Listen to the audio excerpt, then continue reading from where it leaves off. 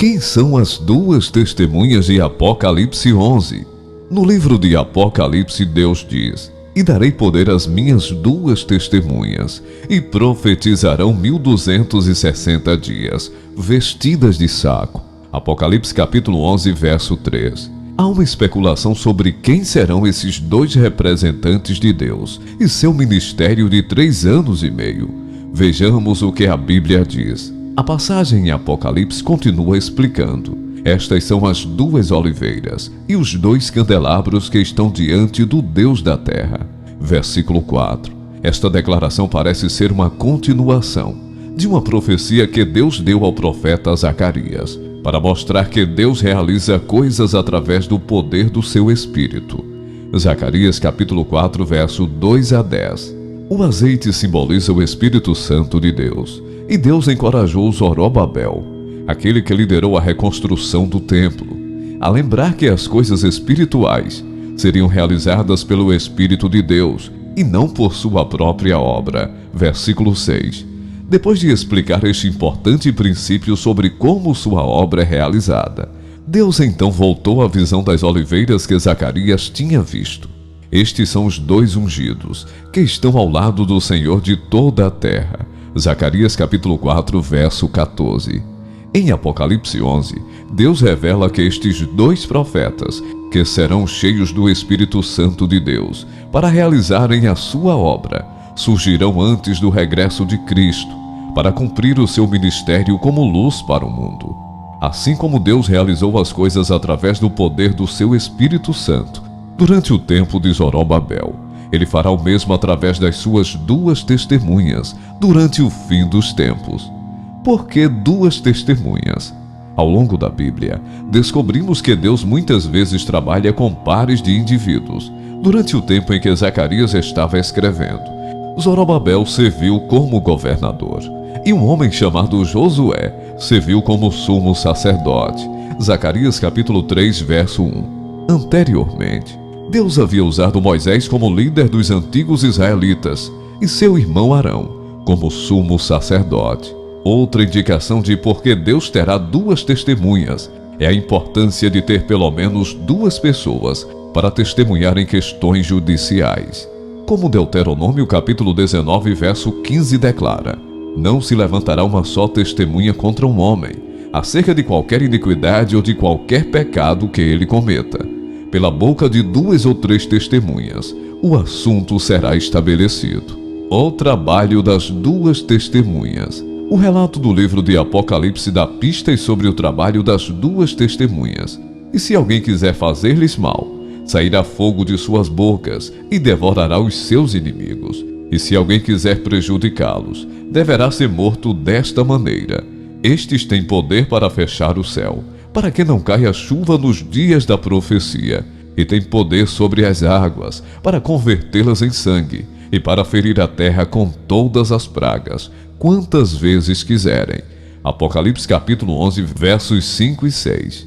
Quem são as 2 testemunhas? Há 3 pontos de vista principais sobre a identidade das 2 testemunhas em Apocalipse 11, versos 3 a 12. 1. Moisés e Elias. 2. Enoque e Elias. 3. 2 cristãos desconhecidos, a quem Deus chama para serem suas testemunhas nos tempos finais. 1. Moisés e Elias são vistos como possibilidades devido ao poder das testemunhas de transformar a água em sangue. Apocalipse capítulo 11, verso 6, pelo qual Moisés é conhecido. Êxodo capítulo 7. As 2 testemunhas também têm o poder de destruir pessoas com fogo do céu. Apocalipse capítulo 11, verso 5, pelo qual Elias é conhecido. Segundo Reis capítulo 1. Também dando força a essa visão é o fato de que Moisés e Elias aparecem com Jesus na transfiguração. Mateus capítulo 17, versos 3 e 4. Além disso, a tradição judaica espera que Moisés e Elias retornem no futuro. Malaquias capítulo 4, verso 5, prevê a vinda de Elias, e alguns judeus acreditam que a promessa de Deus de levantar um profeta como Moisés, Deuteronômio capítulo 18, verso 15 e 18, também precise do retorno de Moisés.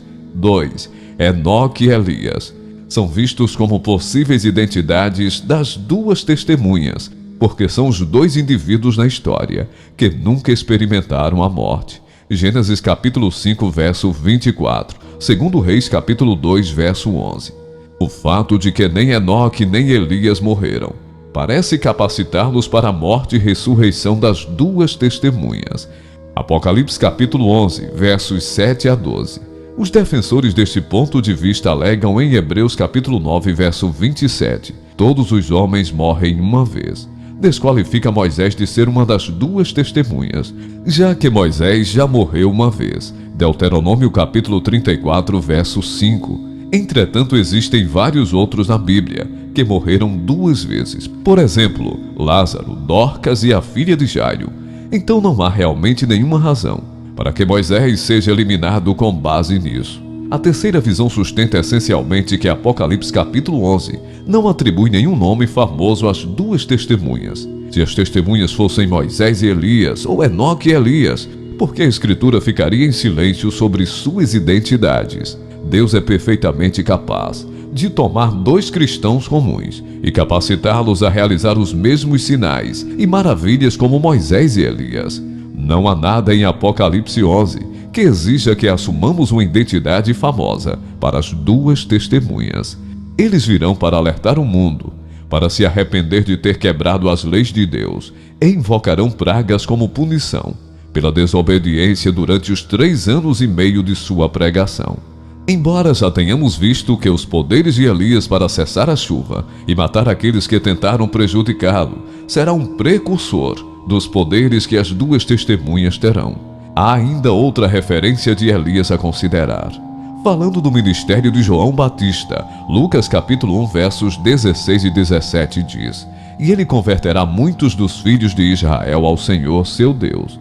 Ele também irá diante dele no espírito e poder de Elias, para converter os corações dos pais aos filhos e os desobedientes à sabedoria dos justos, para preparar um povo preparado para o Senhor." Esta passagem mostra que Deus pode enviar representantes adicionais, como João Batista, com ministério e poderes semelhantes aos do profeta Elias, enquanto João Batista foi um cumprimento da profecia de Lucas 1, indicando que João Batista faria uma obra semelhante à de Elias. Mateus capítulo 17, versos 11 a 13. Malaquias capítulo 4, versos 5 e 6. Indica ainda outro cumprimento de uma obra semelhante a Elias: trabalhar no final dos tempos. Eis que eu vos enviarei o profeta Elias, antes que venha o grande e terrível dia do Senhor, e ele converterá os corações dos pais aos filhos, e os corações dos filhos aos seus pais, para que eu não venha e fira a terra com uma maldição. Às vezes as profecias podem ter múltiplos cumprimentos, e esta profecia a respeito da obra de Elias parece ser uma que se enquadra nesta categoria. João Batista era claramente um tipo de Elias, e o relato de Malaquias 4 indica que outro Elias surgirá no final desta era. Quanto à identidade deste Elias do fim dos tempos, as Escrituras indicam que uma mensagem semelhante à de Elias, para se arrepender e obedecer a Deus, será pregada. Mateus capítulo 24, versos 14, capítulo 28, versos 19 e 20. Pelas duas testemunhas, como eles completam seu ministério, com poderes semelhantes aos de Elias. Apocalipse capítulo 11, versos 5 e 6. Falsificações das duas testemunhas, a besta e o falso profeta. No livro de Apocalipse, Deus revela uma profecia a respeito de dois indivíduos, chamados a besta e o falso profeta, que se oporão à obra das duas testemunhas. A besta será o líder civil, que todas as pessoas da terra, exceto aquelas fiéis a Deus, seguirão. Apocalipse capítulo 13, verso 8. O falso profeta é o chefe do sistema religioso, que apoia a besta. Uma ferramenta usada para entender a profecia é o princípio tipo-antítipo. O relato em Êxodo capítulo 7, versos 10 a 12, fornece uma prévia do que estava por vir, na época das duas testemunhas. Começa com o primeiro de vários encontros entre Moisés e Faraó. Sob a direção de Moisés, Arão jogou a vara no chão, e ela se tornou uma cobra. Os mágicos, o apóstolo Paulo os identifica como Janes e Jambres, em 2 Timóteo capítulo 3, verso 8. Também fizeram a mesma coisa com suas varas. Êxodo capítulo 7, versos 11 e 12. A água se transformou em sangue, e os magos fizeram a mesma coisa. Esses milagres foram realizados na presença do faraó. Durante a grande tribulação, o falso profeta também realizará milagres. A vinda do iníquo é segundo a operação de Satanás, com todo o poder, sinais e prodígios de mentira. 2 Tessalonicenses capítulo 2, verso 9. Falando desta mesma pessoa, Apocalipse capítulo 13, verso 11. Apocalipse 13, verso 14 diz: Então vi outra besta subindo da terra, e tinha 2 chifres como um cordeiro, e falava como um dragão. Ele realiza grandes sinais, de modo que até faz descer fogo do céu sobre a terra, à vista dos homens, um milagre semelhante ao de Elias, e ele engana os que habitam na terra, com aqueles sinais que lhe foi permitido fazer, diante da besta. Satanás usará a besta e o falso profeta como falsificações das 2 testemunhas. Como resultado, o diabo continuará a enganar o mundo inteiro através de sinais e prodígios de mentira e da religião falsa. Satanás usará a besta e o falso profeta como falsificações das 2 testemunhas. Como resultado, o dragão continuará a enganar o mundo inteiro através de sinais e prodígios de mentira. 2 Tessalonicenses capítulo 2, verso 9. E da religião falsa. Deus não quer que seus seguidores sejam enganados por essas falsificações, mas a maioria das pessoas será enganada, porque as pessoas se alegrarão com a morte das 2 testemunhas. Depois que as 2 testemunhas completarem o seu ministério de 3 anos e meio de pregação do Evangelho ao mundo inteiro, a sua proteção divina será removida e elas serão mortas. Quando terminarem o seu testemunho, a besta que sobe do abismo fará guerra contra eles, vencê-los-á e matá-los-á, e os seus cadáveres jazerão na rua da grande cidade, que espiritualmente se chama Sodoma e Egito, onde também nosso Senhor foi crucificado. Então aqueles dentre os povos, tribos, línguas e nações verão seus cadáveres por 3 dias e meio, e não permitirão que seus cadáveres sejam colocados em sepulturas. E os que habitarão na terra se alegrarão com eles, se regozijarão, e enviarão presentes uns aos outros, porque esses 2 profetas atormentaram os que habitam na terra. Apocalipse capítulo 11, versos 7 a 10. Porque o mundo se alegrará com a morte deles. A maior parte do mundo não gostará da sua mensagem de arrependimento. As pessoas não querem que eles digam que o que estão fazendo é errado, que estão pecando e precisam mudar.